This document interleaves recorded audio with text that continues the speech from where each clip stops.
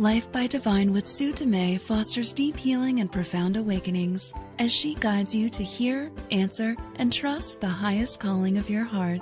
Your host and sacred guide is global impact visionary leader Sue Dumais, a best-selling author, international speaker, and gifted intuitive healer who challenges all of us to shift from life by default or even life by design to truly living life by divine. And now, here is Sue Dumais.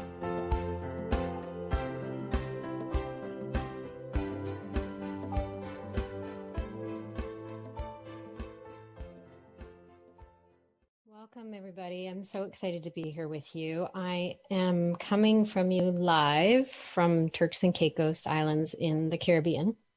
And I'm looking out at the ocean here from our condo, and I'm just feeling really grateful. I've got so much energy pulsing through my entire being. I just came from Machu Picchu. I was there for a week in Peru, and then we did the day trip to Machu Picchu. And I am just, I've had such an amazing shifts in the last week. And it's just been incredible. So I'm excited to be here with you. And I have no idea what's going to come out of my mouth. And I haven't gotten a topic. Nothing was given to me beforehand. I just knew that I wanted to be here and live with you. Last week I had the replay, so I wasn't live with you, and I didn't record anything for that week. And the week before that, my husband fell ill, and we were in emergency the night before and at the time of the live show. So again, I feel like I haven't been with you for a couple weeks, and so much has shifted, so much has changed. I'm really excited to share whatever message is meant to come through today for you. And before we go anywhere, let's just take a moment. I'm just going to invite you, if you're listening, whether you're listening live or whether you're listening to the podcast later, I want to invite you just to take a moment to close your eyes if you can, if it's safe to do so. Close your eyes and just take a deep breath into your lungs. And as you exhale, let the breath fall out of your mouth with a bit of a sigh, a bit of an ah sound, and just land here in this present moment, right here, right now. And take a couple more deep breaths like that, in through the nose and out through the mouth with a big ah sound or sigh sound. And just let your breath anchor you in this present moment. And as you're tuning into your breath, you may become aware of something that's going on in the physical body, or you may suddenly become aware of an emotion or the presence of how you're really feeling. Just be with that for a moment. Just honor what is, whatever's present. No judging, no trying to change, no trying to fix. Just be with what is for the moment. Be with your breath. Be with the emotion that's present. Be with anything physical that's present. Right here, right now. There's a real tendency in our world to resist what is present in front of us, resist what's happening in life, resist life as it's unfolding. We can resist feeling our emotions. We can resist what's going on in our mind, which adds to more resistance. And the opposite of resistance is allowing, going with the flow of life, even when it doesn't feel like it's flowing. Embracing, surrendering, honoring. These are all qualities that allow us to let our life lead us, to let our heart direct us, to let the spirit within us guide us in every moment. When we resist, we're putting on the brakes. We're closing the door to our guidance or intuition. We're saying no to the divine. We're saying no to the universal love and support. Resistance is like putting on the brakes or cutting off the flow of a hose, stepping on the hose or bending it and breaking the flow of the water. My definition of resistance is the gap between what the mind thinks and what our heart knows. And the knowing in the heart goes far beyond a lot of times the understanding that we could have at the level of the mind.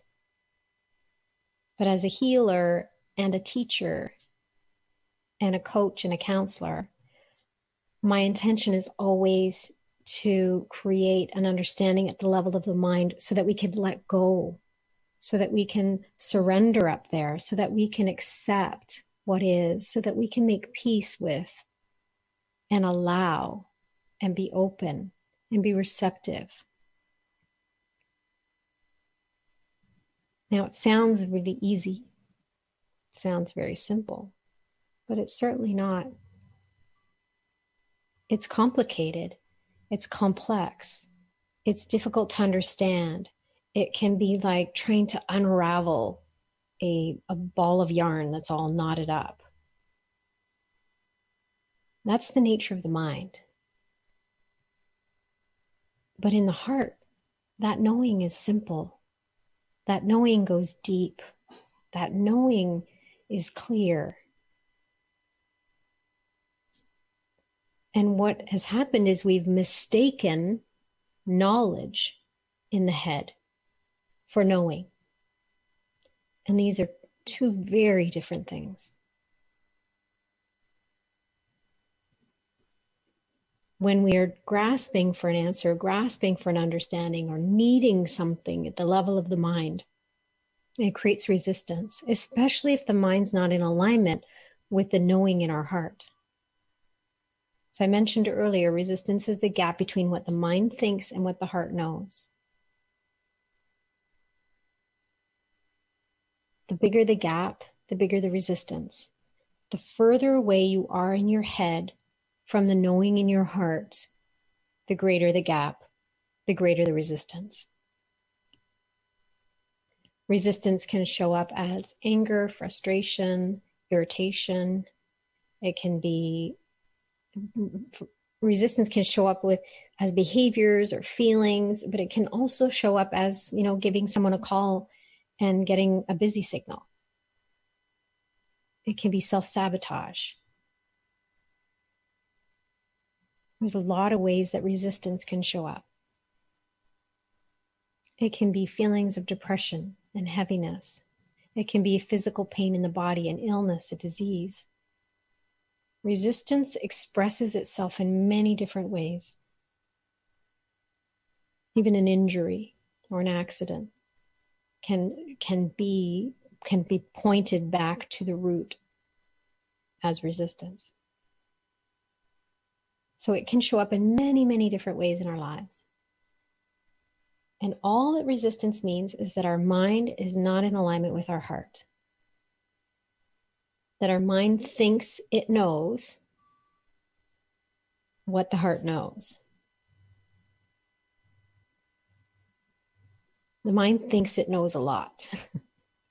It thinks it knows all the time. It's programmed to think it knows. But it doesn't know. Only the heart knows. Only the heart knows. The mind can gather knowledge, and knowledge is different than knowing. The mind can hold knowledge. It can collect knowledge. It can research knowledge. But the mind cannot know. It's different. And the knowing I speak in the heart, it's a knowing, it's an intuitive knowing, it's a deep knowing, it's a soul knowing, it's a universal knowing. And the level of awareness we have of that knowing is limited as a human. But our spiritual side, our spiritual body, our soul, our divinity is that knowing. And we are connected to that.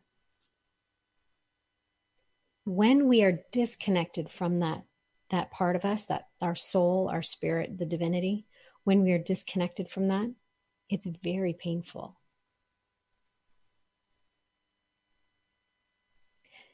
You see, the heart knows oneness. The mind, we are programmed in the mind to believe in separateness. And not only our separateness from each other and from everything in this on this planet, all nature, all animals, everything. Not only do we believe in our minds that we're separate,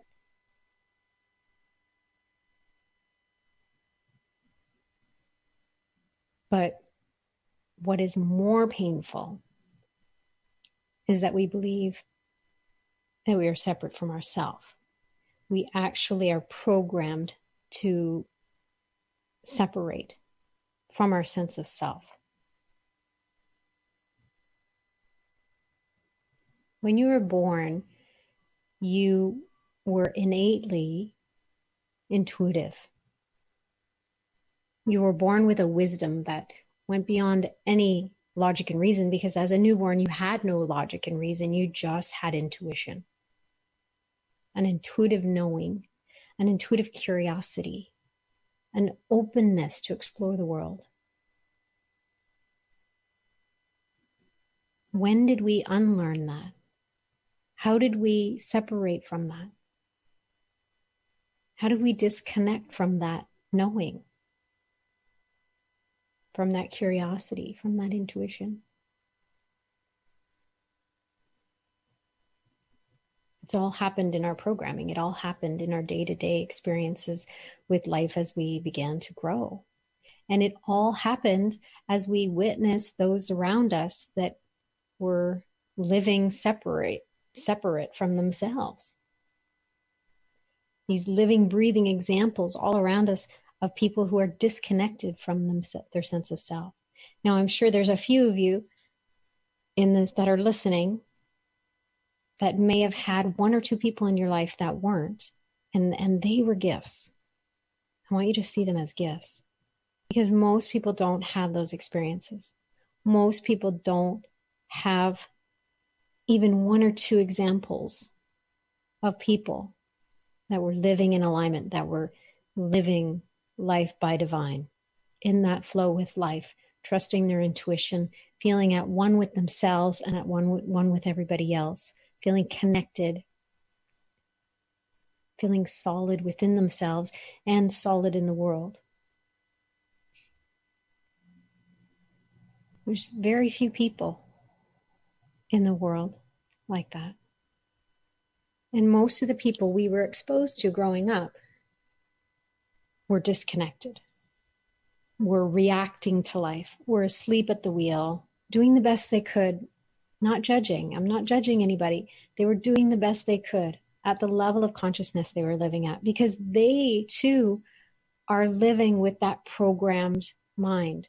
They too are living with the belief systems of fear, lack, and limitation. They too are living with the fear-based programming. We're all living with it. We're all doing our best to navigate this world with it. And it's coming from every angle, not just people in our lives, but movies and TV and video games and books we read. It's like we're inundated by it. Ads everywhere. It's like we're inundated by it. It's everywhere. It's unavoidable. So we're not going to point and blame, but we're going to just create awareness that it's all around us, and that it's up to us to stop looking outward and to start looking inward, to remember that the guidance comes from within, that the directions come from within, that the recipe that we seek outside of ourselves is actually within ourselves, that the best teacher is there, that the best guide is already there within your heart. Now we can get pieces of the puzzle from others. You can get pieces of you can get tools and little pieces of the puzzle that will help turn you back inward from listening to my radio show, from listening to my voice and my teachings. But all I'm doing is helping you remember to look within.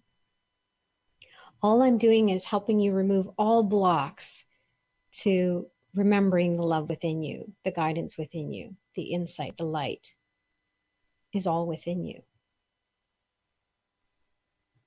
So the reason I'm able to live life by divine is because I've done so much work to remove my blocks to love.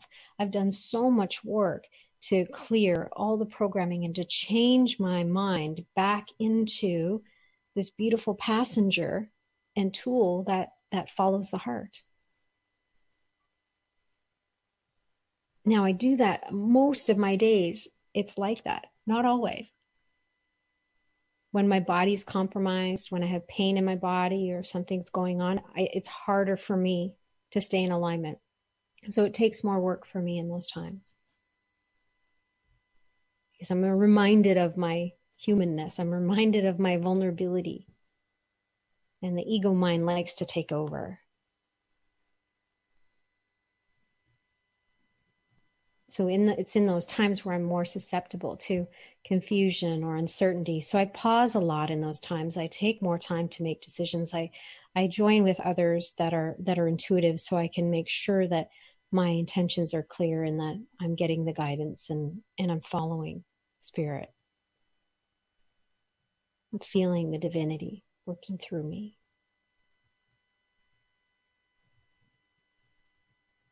When I was in Machu Picchu last week, so I went to Peru. I was there for a week. And we went on a spiritual pilgrimage to Machu Picchu. So the whole time was about healing and awareness and clearing and looking at stuff that needs to be cleared and healed. And using the energy of Peru and the mountains and Machu Picchu itself, and the sacred grounds of Machu Picchu, all of it was used for healing. All of it was used for awakening. And when we use the world and these beautiful playgrounds, it actually brings up a lot of stuff within ourselves. When we remove ourselves from our daily lives and our day-to-day kind of routine, a lot can come up. So for me, I had this pain in my neck and shoulder, a little bit nervy pain, for pretty much the first 4 or 5 days. It was quite intense enough that I had trouble sleeping. It took me a while to kind of find a comfortable position to sleep. So I'm in a strange bed in a strange city, and my back is sore, my neck is sore, and I'm, leading and required to be in alignment to support another. So it was challenging for me. But at the same time, it wasn't as challenging as it used to be because I've done so much work. I've done so much work around my body and accepting that it's sensitive and that this is the body that allows me to, I can feel into people's disease. I can feel into energies that are blocked. I can feel into emotions. I can feel and sense when there's past life stuff. My body is such a beautiful gift for my healing to come through, for the energy, for the messages to come through me. And at the same time, it's very sensitive to my environment. It's sensitive to changes. It's sensitive to shifts that are going on around me. And I still have the physical stuff that I'm clearing from my body from years and years of abusing it and trying to deny my gift and numb it out. So as I was traveling and doing the work, I really needed to do my internal work at the same time. And I handled it really well. In the past, I would have gotten upset, or it would have kind of caught, my ego mind would have taken over and it would have got away with me and maybe increased the pain even more. But I really surrendered to it a lot, over and over and over again. And I started to get pieces of it, and I started to understand what it was there for. And really what it was teaching me is to be okay with the vulnerability of the physical body and to let go of my fear of pain in my body and to let go of my fear of not being able to be a clear channel for someone else while I had this discomfort. And it was really powerful. I had a really powerful experience with that. When we went up to Machu Picchu, we didn't do the 3-day hike. We took the train, and then you get to the city just at the bottom of the hill, bottom of the mountain, and then you take a bus that goes all the way up. this like lots of switchbacks all the way up the mountain. It was like really far drop. Just when you think you can't get any higher, you go up even further with the bus. And it was quite a bus ride to the top. And as we entered the sacred grounds of Machu Picchu, I could feel this enormous energy and beautiful strength and grounding energy, this warrior energy almost. And at the same time, it was just like a warm embrace. The mountain is basically like there's quartz crystal all through the mountain. So it's basically like one big pyramid of energetic pyramid and one big, tuning fork. And I could feel the energy shifting in my body at the same time. The closer we got, like we arrived in Cusco and then went to the Sacred Valley. So the closer we got, I could feel it already shifting and moving. I was working with the energies of the mountains and the surrounding lakes and rivers. And it was a very amazing experience. And I was really in this beautiful flow with everything, in spite of the pain, in spite of any of the hiccups that came up along the way. I was really in this flow.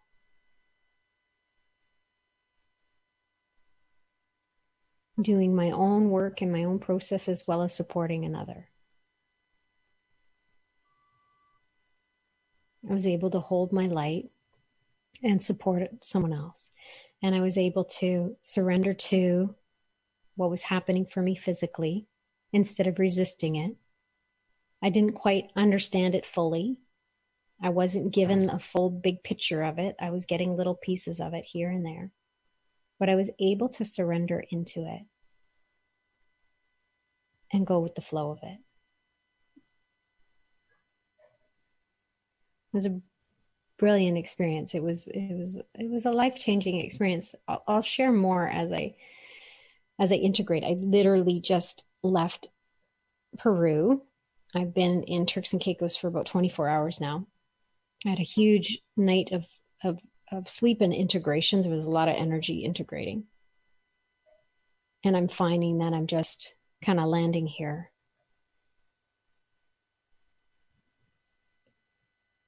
Sharing with you the flow of life feels appropriate right now because really that's what I've been doing for the last 8 days. And will continue to do as I'm here in Turks and Caicos for a while. So take a moment to pause and just ask yourself, what part of your life or what area of your life do you resist? Do you resist pain in your body? Do you resist disease? Do you resist your weight? Do you resist food? Do you resist relationships? Do you resist a certain person? What is it that you resist? When you resist, when you feel the resistance, when you're either pushing away or grasping towards something, how does it feel when you resist?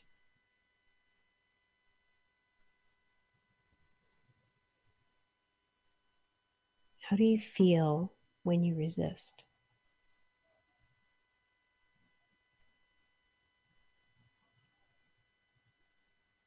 What do you imagine it would feel like if you weren't resisting it? If you just surrendered and let go, if you weren't grasping for something to be different or pushing something away, if you weren't doing those things, if you would just pause and breathe and imagine yourself letting go of attachment, letting go of outcome, letting go of the need for it to be different, letting go of everything for the moment and just being with what is. What if for this moment you could make peace with what is? How would that feel? A lot of times when we're struggling with something, we spend so much time and energy. We expend so much time and energy.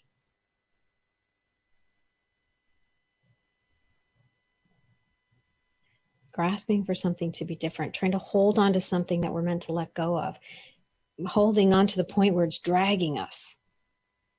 and it's painful and it's uncomfortable. And all we really need to do is let go, but we hold on. Why? Why do we hold on? Because humans hold on. We're trained, we're programmed to hold on to things longer than we need to, and to push things away that we are afraid of. But sometimes those things that we're afraid of are actually going to have the greatest impact on our lives. We push things away that we're afraid of because we've been taught to fear risk. What are we risking? Being judged, risking losing something. But what if letting go was freeing you from what was no longer serving?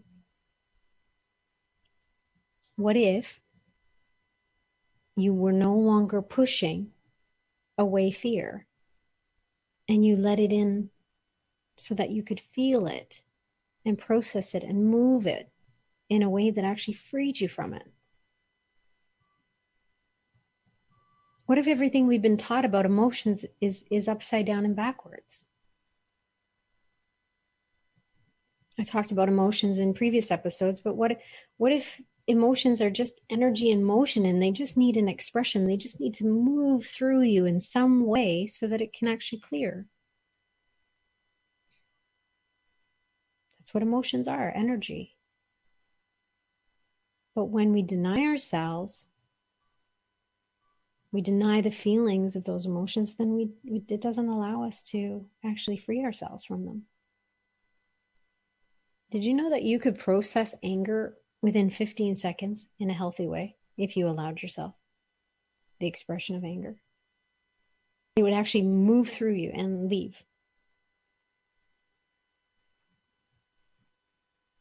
Again, that's like going with that flow, allowing the flow of life to move through you. It's like allow the emotions to move through you. I know so many people whose hearts are closed,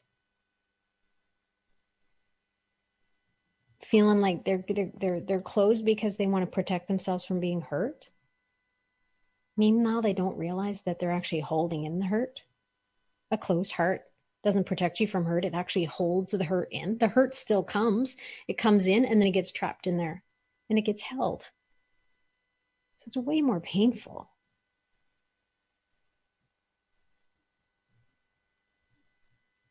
And I'm speaking from experience too, because I had a closed heart for a long time. My heart's not wide open yet. I set an intention every day to open my heart, but there's still parts of me that are afraid. So I process those parts. I meet that part with, that little girl in me with compassion. I nurture, I mother her, I encourage her. I still have work to do around my heart center, but it's way more open than it's ever been. And it's way more open in certain aspects of my life. It's way easier to have it wide open than in others. When I feel vulnerable, when I feel scared, it closes. That's my human nature. But I don't judge it, because adding judgment just creates more of a closed heart. So what if you were wide open to let the flow of life move through you? To let the divine have its expression through you. To allow the emotions to be felt and move through you. These are all human experiences. We're here for that. We're here to learn to embrace our humanness, but at the same time embody our divinity. When we can do both, we'll have a very different experience of life. I've talked in previous episodes about the 3 stages: life by default, life by design, and life by divine. Life by default is living like we're asleep at the wheel. 80% of the population is living there, feeling like life is happening to them, like it's out of control, out of their control, and they're a victim of circumstances.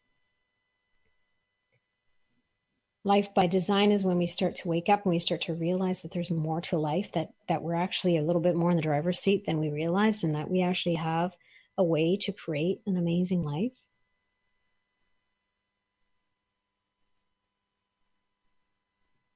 And then we drop into a deeper surrender of life by divine, which where we allow the divine, we allow the beautiful spirit or our soul to actually override our personal will. So in life by design, we still have our personal will. We feel empowered. We feel good.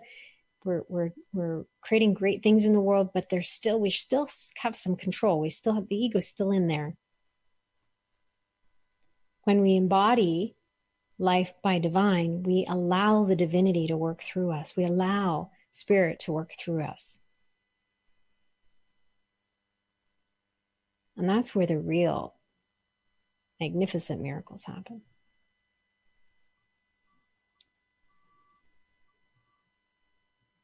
So life by divine is really allowing your soul's will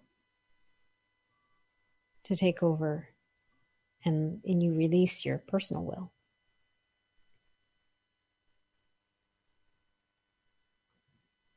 And you allow this flow of energy and life to move through you.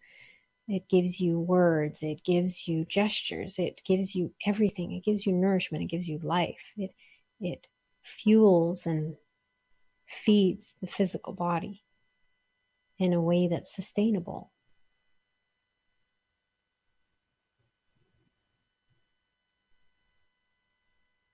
And it carries us through all of the challenges that show up on our path in a way that we couldn't otherwise experience. So we walk with deep trust and blind faith, knowing that we're totally taken care of in every situation, in every moment. Imagine the freedom that comes with not having to figure it all out in the head anymore, and to tap into the knowing of the heart. It's the greatest gift you can give yourself and the greatest gift you can give others.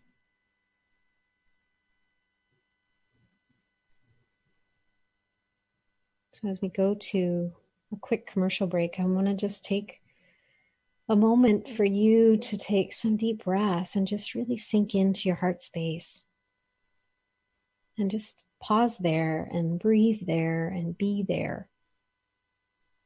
And as we come back from commercial break, we're going to continue on our conversation and we'll see where we go. We'll see where the divine leads me, because I have no idea. I'm just opening my mouth and letting the words come through. I love doing that. So I'm just a channel today and always for whatever message needs to come through for you.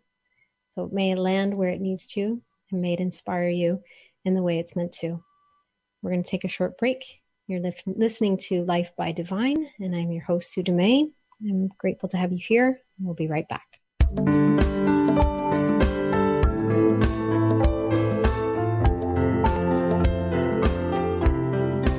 Imagine a one-of-a-kind sacred transformational experience that is infused with high vibrational healing energy and personalized guidance and insight.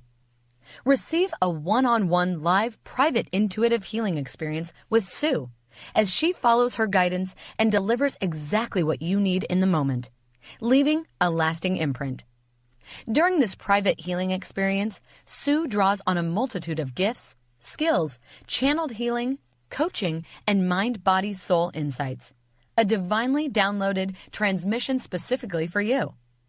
Whether you have questions about your health, relationships, career, or wish to receive a message from a loved one who passed, or you need a soul retrieval, or support clearing a block or a blind spot, this one-on-one private intuitive healing experience with Sue will transform you.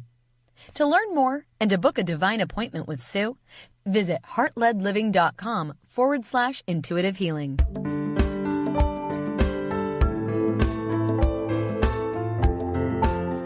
Welcome back. You are listening to Life by Divine, and my name is Sue. I am your host, and I'm excited to be sharing with you today the idea of going with the flow, or allowing the flow of life to move through you. And that's been my experience for a long time now. I've learned how to do that. I've learned how to allow life to flow through me. And there's still times I resist, as I was talking about earlier before the break. There's still times I resist, but the resistance, the gap between the resistance is smaller. It's not as intense, and I catch myself quicker. So the key behind going with the flow and allowing the flow of life to move through you, allowing life by divine, is that when the human mind comes in and judges what's happening, that you catch yourself quicker and you don't stay there as long. So it's not about never having negative thoughts or never getting caught up in the mind again. If that happens, it's okay. Don't judge it. Surrender. Forgive those thoughts over. And then choose alignment once again. Go within and choose again.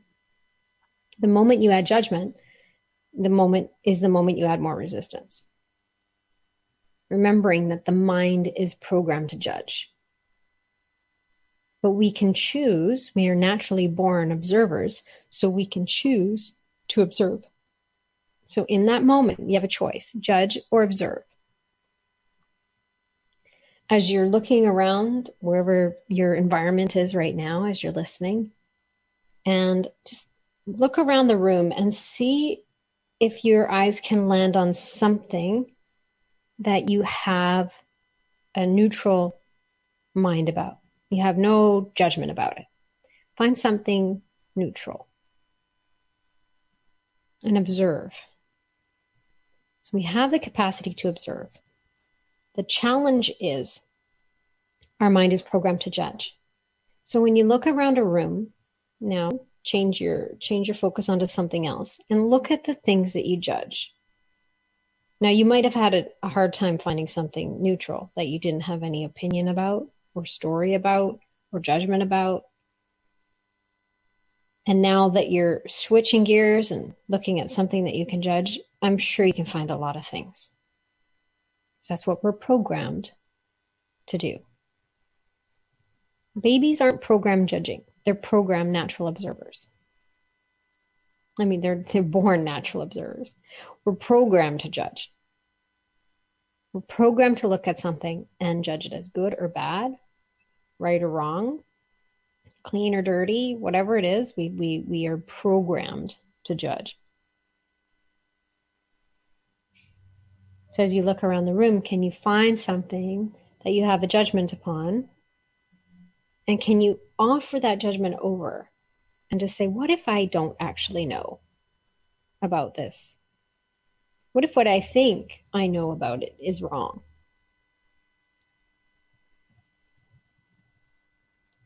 Who really decides that? What's right or wrong, good or bad? Someone along the way decided it, and someone along the way passed on that knowledge. And just because someone has knowledge that they pass on doesn't mean it's true.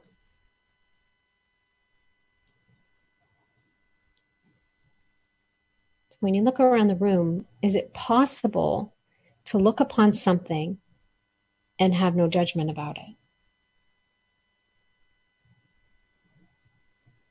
See, we place the meaning on everything we look at. We cast a judgment on everything we look at based on the programming that we received. So what if you knew nothing? What if for a moment you pretended you knew nothing? This is one of the chapters in my book, Stand Up, Stand Out, Stand Strong, a 30-day guide to navigate life when the shift hits the fan. One of the chapters is, I know nothing about anything. And the purpose of that is to know nothing at the level of the mind opens the mind. Because if we think we know, we already have a closed mind.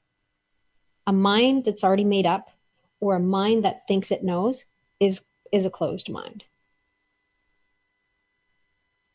So when we remain curious, we can remain open. A curious mind, there's not as much space here for judgment. A curious mind allows for an opening and a consideration that maybe, just maybe, there's another perspective than the one you're holding. So as you look around the room, you've placed the meaning on these objects. You've decided what they are, or you've been told what they are and what they're for. And you can look at a mug and you can have a judgment, oh, that's a really nice mug. Or you can say, oh, that's a really ugly mug. Or that mug is too big and that mug is too small. Can't possibly hold all my tea. That we have these conversations all the time in our minds. What if we didn't really know? What if we knew nothing about anything?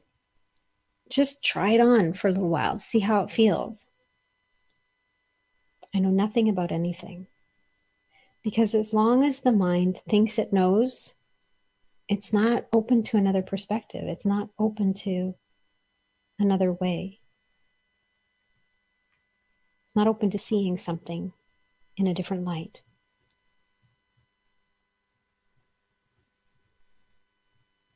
So our mind has a lot of bias. It has a lot of preconceived ideas and beliefs and thoughts about a lot of things.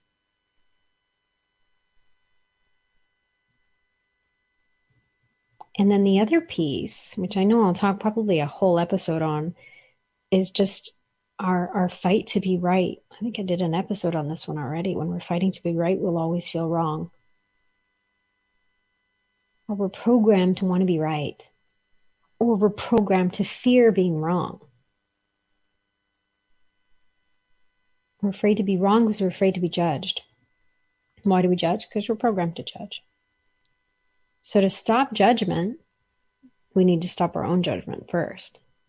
And then we need to shift our own fear of judgment. That's pretty much what my book does. The Stand Up, Stand Out, Stand Strong book is basically a guide of understanding judgment. It moves us from judgment and fear into love and connectedness. How do we unprogram and unlearn and unwind all of that? That's a journey, 30 days. You can do it shorter time and you can do it a longer time, but it's a 30-day guide. That's the kickstart to help you. But then the work continues. Because however old you are is however many experiences, years of experience you have in allowing the programmed mind to lead. However many years you have of overriding the heart's intuition and guidance. Because we need to think about this first. We need to weigh the pros and cons. We need to be logical. We need to make a reasonable decision. It's like we are not heads. We are not minds. We are souls. We are spiritual beings in this human experience. And in this human experience, we have this beautiful internal GPS. And we've had this GPS long before there was GPS in the cars, vehicles, on phones. We were born with this natural guidance system. And it directs us towards stuff and it directs us away from stuff. And it's just like a GPS in your car. If you actually turn right when it tells you to turn left, that's okay. It will recalculate the route and will get you back on track, on your heart-led path. But the challenge is we're not going with the flow of this intuitive, innate guidance system. We're judging it, we're resisting it, we're questioning it, we're wondering, we're doubting it, because that's what we've been taught to do. So this isn't something new. This is something to remember you have. This is something to remember how to use. Go back to the basics and remember what it feels like to trust your intuition.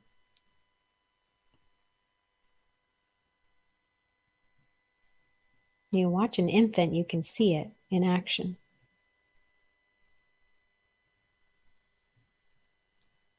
Young children often have it still.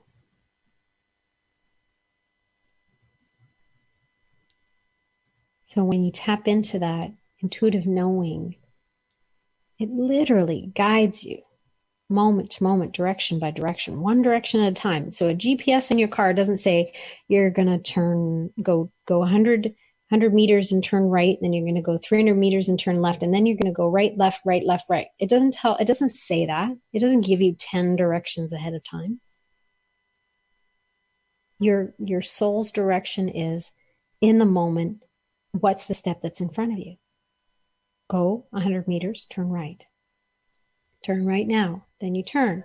Then the guidance comes in for the next step. Then the guidance comes in for the next step. But our minds are wanting to know the outcome. Our minds are attached to what is at the end of it. Where are we going? What's happening? Where is it? How is it gonna feel? Where are we gonna be? And all of the answers the mind is all hung up on keeps us living in anticipation or fear of the future. It keeps us from being present in the here and now. Distracts us. The ego mind loves to distract.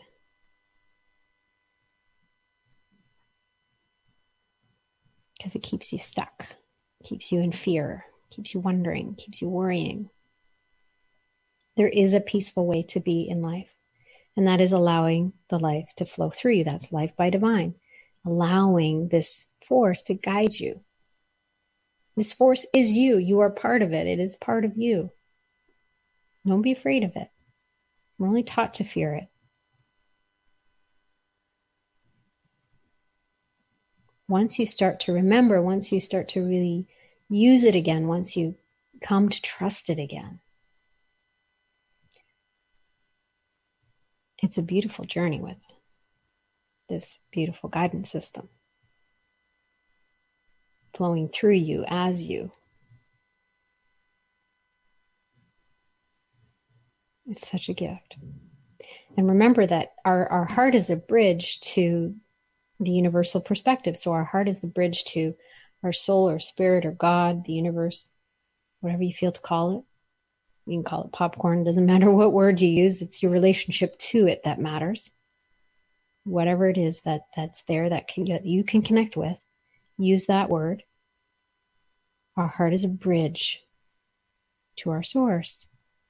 And our source can see everything that's going on. It has that grand perspective. It has the big picture. And the guidance that comes through into our heart and through us, if we allow the flow of life to come through us, is operating on behalf of everyone, everywhere, all together, all at once, including you. You're included in this. Everybody's included. When we follow our heart, we're actually making a choice for all of humanity and our planet. When we make decisions from our head, we're limited based on our human perspective. We're limited based on our programming. We're limited because we can't possibly see what everybody else needs everywhere. But our heart knows. That's the knowing. Our heart knows. Our soul knows. And when we follow our internal GPS and allow the flow of life to move through us, we can have these human experiences. We can embrace our humanness and embody our divinity at the same time. And it's in that space where we really can do both that we're in the greatest service to all. So how do we get there? You get there by listening to this radio show. You get there by reading a book. You get there by listening to music. You get there by talking and having these conversations with other people and going deeper beyond kind of the surface stuff that us humans tend to appreciate and get caught up in, get all stuck in. Moment to moment, we make a different choice. In the moment we have awareness, we forgive and then go back in and we choose again and choose again and choose again and choose again. Over and over and over again. We follow the heart-led living principles. I explained that on one of the other podcast shows, and one of the other episodes. There's so many opportunities out there to help you remember. The recipe for your remembrance, for you to come back home to self, is going to be different than everyone else's.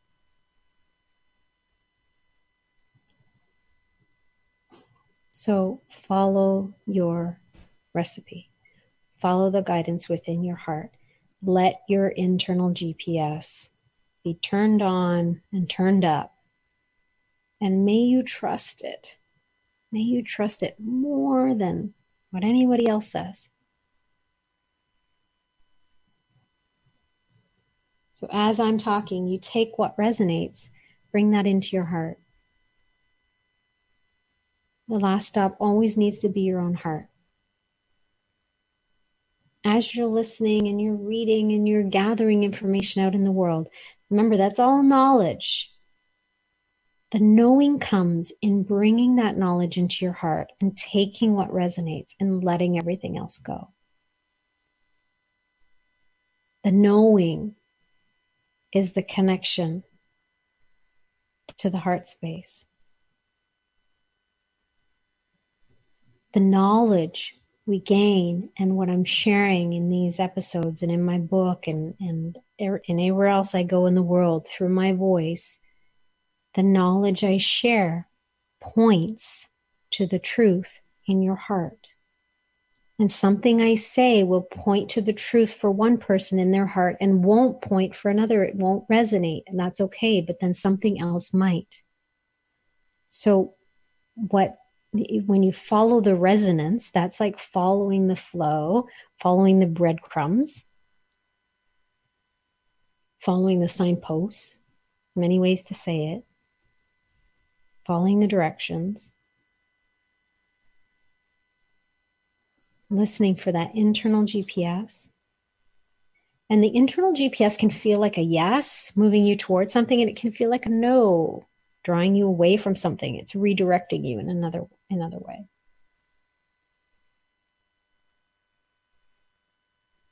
My intention is to help you clear all blocks to love, to help you unprogram the learning, to unwind the mind, to remember the truth of who you are. Moment by moment, step by step, however long it takes. And as long as I'm here breathing, and probably after I've gone, I'll still do my work from the other side. But as long as I'm here with my breath, I am devoted to being of service to all of humanity. The calling in my heart has never been stronger. It's been there my whole life to help the world heal, to uplift humanity and the animals and the planet and unite us all. That has been in my heart from day one, the moment I was in utero. And it will remain in my heart.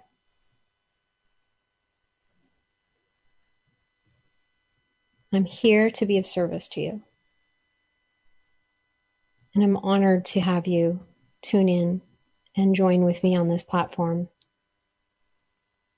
And I pray every day that my voice lands in the hearts that it's meant to land in.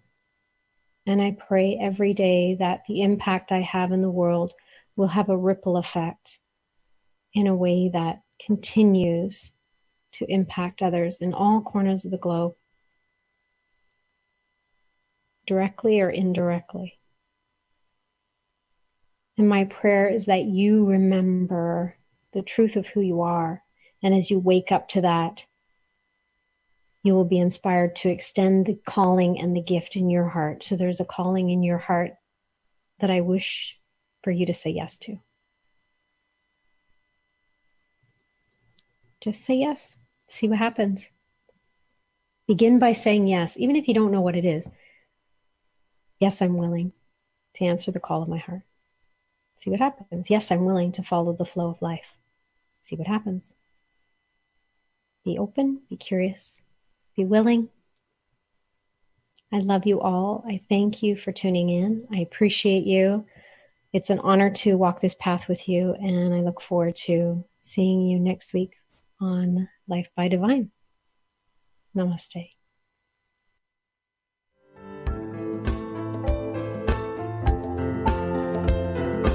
You've been listening to Life by Divine with your host, Sue Dumais. Shift your consciousness from head to heart and enliven your soul as you discover how to lead with your heart and live your own life by divine. Join Sue in the growing global heart-led living community at heartledliving.com. That is heart, L-E-D, living.com.